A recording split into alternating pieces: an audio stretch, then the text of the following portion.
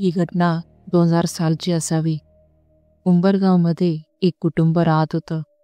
इतर कुटुंबाप्रमाणेच अगदी सुखी समाधानी. पण गावातील इतर घरांपेक्षा ते घर थोडं वेगळं होतं. वेगळं म्हणजे वेगळ्या ठिकाणी. सहसा तिथे कुणाचा वावर नसतो. त्या जागेचे नाव घ्यायचे म्हणले तरी लोक पितात. सहजासहजी कोणी तिकडे फिरकत देखील नाही, कारण प्रत्येक वेळी ती जागा चांगलीच असेल असे नाही. काही ठिकाणी त्या जागेवर एवढ्या नकारात्मक ऊर्जा जाणवतात की श्वास अगदी गुटमारल्यासारखा होऊन जातो. आणि त्यांचं घर नेमकं अशाच ठिकाणी होतं. घरच्या दरवाजातील उंबऱ्यावर जरी उभं राहिलं तरी ती गावातील स्मशानभूमी नजरेस पडायची. मृत शरीरावर होणाऱ्या सगळ्या विधी घराच्या दरवाजातून अगदी स्पष्ट दिसायच्या. चितेच्या ज्वाळांची धडधडणारे लोळ इथे ऐकू यायचे. छोटीशी हेतल तिच्या आईबाबांबरोबर तिच्या मोठ्या 3 बहिणी आणि एक छोटा भाऊ यांच्याबरोबर ह्याच घरी राहायची. घरासमोर त्या स्मशानभूमीला लागून खूप मोठं मैदान होतं. अगदी 7-8 एकर एवढं पसरलेलं. नुसतं मोकळं मैदान, रखरखीत, ओसाड, साधं चिटपाखरू देखील फिरकायचं नाही तिकडे. आणि जशी रात्र चढायची ते अजून भयान दिसू लागायचं. काळाकुट्ट अंधार, नुसती जीवघेणी शांतता, शेजारी स्मशान आणि त्याला लागून ते मोकळं मैदान. घरातली सगळी मुलं अंधार पडताच अगदी चिडीत चूप. घराच्या दरवाजावरती देखील यायला ती मुलं भ्यायची, कारण समोर बघितलं तर तो अंधार भीतीने त्यांचा थरकाप उडवून टाकायचा. त्या मैदानाकडे फिरकायची कोणीही हिंमत करत नसे, कारण सगळीकडे त्या मैदानाविषयी असं ऐकिवात होतं की दर अमावस्येच्या रात्री तिथे प्रेत आत्मा नाचत असतात. अशाच एका अमावस्येच्या रात्री हेतलच्या आईने स्वतः त्या मैदानात काही आकृत्या नाचताना बघितल्या होत्या. ह्या गोष्टीमुळे ते मैदान आणि तो अंधार याविषयी त्यांच्या मनात कायम एक भीती रुजलेली होती.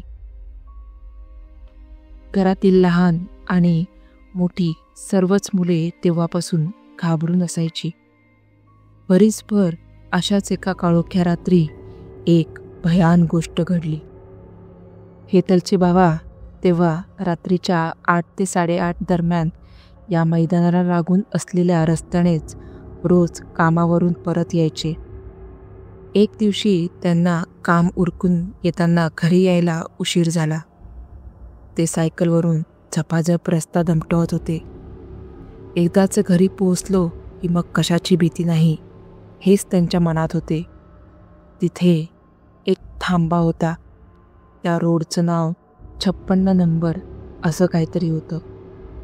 त्या 56 नंबरच्या रस्त्याच्या थांब्याजवळ त्यांना समोरच्या अंधारात अगदी सुनसान रस्त्याला दिसायला अगदी विचित्र, गलिच्छ, घाणेरडी, अंगाने पूर्णपणे पांढरी असलेली बाई उभी असलेली दिसली.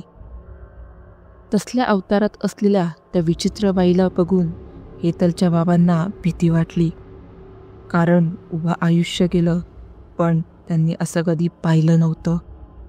आणि कधी नव्हे ते त्यांना घरी यायला उशीर झाला होता. हेच ते कारण होतं ज्यामुळे रात्री अपरात्री या आडवाटेने यायला कोणीही धजावत नसे. बाबांना घरी पोहोचायला नेहमीचाच पाऊण तासभर लागला.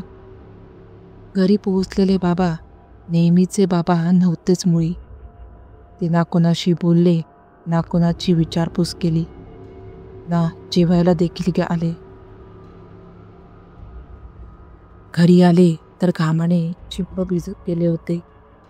घाईघाईने स्वयंपाकघरात गेले, ग्लासभर पाणी प्यायले आणि खोलीत जाऊन झोपी गेले. घरातील सगळ्यांना ही गोष्ट अगदी वेगळीच वाटत होती, पण कोणी काही बोललं नाही. कामाने दमले असतील यायला उशीर झाला त्यामुळे झोपले असतील असंच सर्वांना वाटत होतं. घरातील सर्व काम आटपून आई आणि मुले झोपी गेलीत. त्यांना बाबांना उठवून उगाच त्रास देणं चुकीचं वाटत होतं. सगळेजण झोपी गेले. तेवढ्यात दारावरच्या जोरजोराच्या थापाने त्यांना जाग आली. आवाज दरवाजातून येत होता.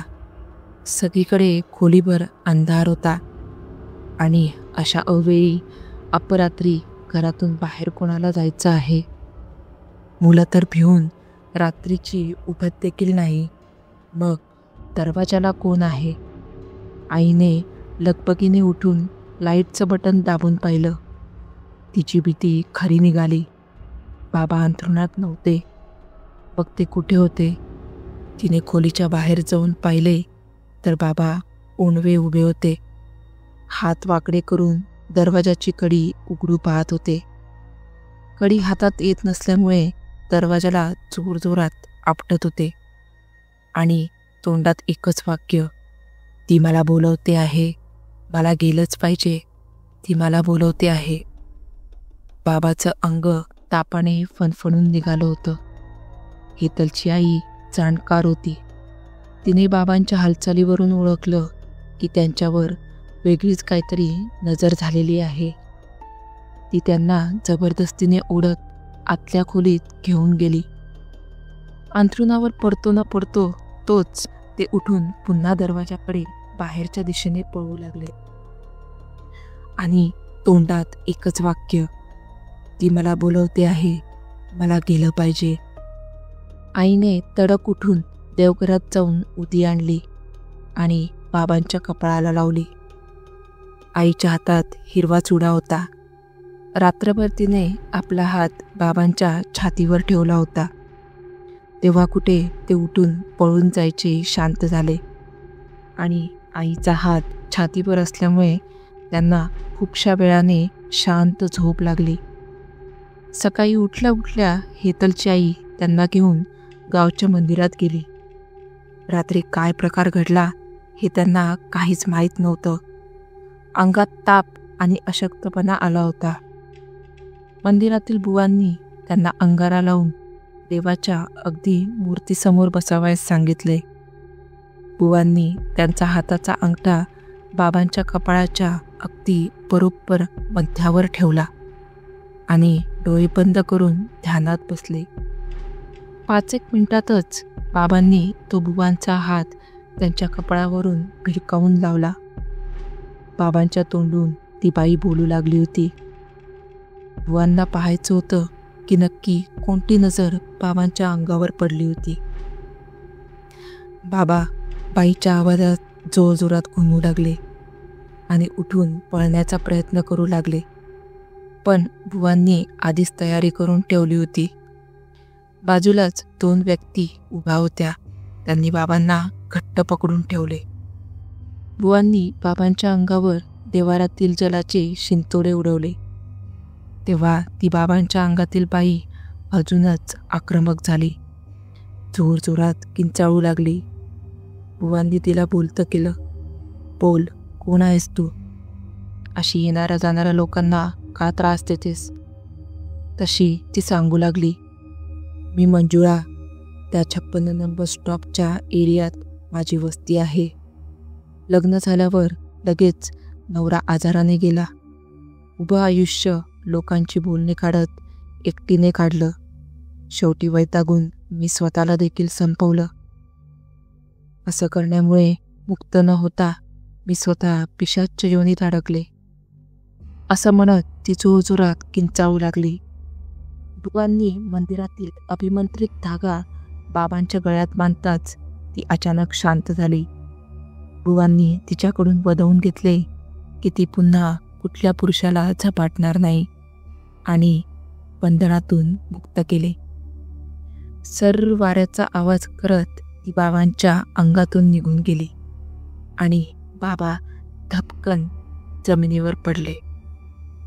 बुवांनी हेतलच्या आईला बाबांवरून एक साडी चोळी, लिंबू, हळद कुंकू, हिरव्या बांगड्या सुहासिनीला लागणाऱ्या सर्व वस्तू उतरून त्या 56 नंबर स्टॉपवरील झाडीत नेऊन ठेवण्यास सांगितले.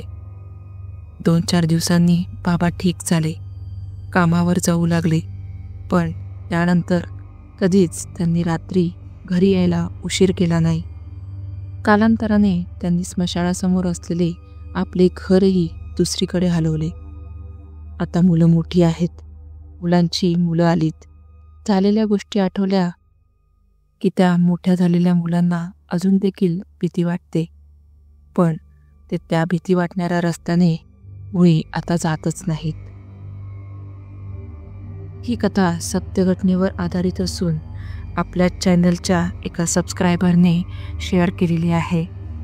तुमच्याकडेही किंवा च्या जवळच्या भागात अशा काही घटना घडल्या असतील तर तुम्ही मला कमेंटद्वारे सांगू शकतात. अशाच अजून चित्तथरारक सत्य घटनेवर आधारित कथा ऐकण्यासाठी आपल्या अकस्मात मराठी हॉरर स्टोरी चॅनलला सबस्क्राईब करा. भेटूया पुढच्याच एका थरारक व्हिडिओसोबत. तोपर्यंत धन्यवाद.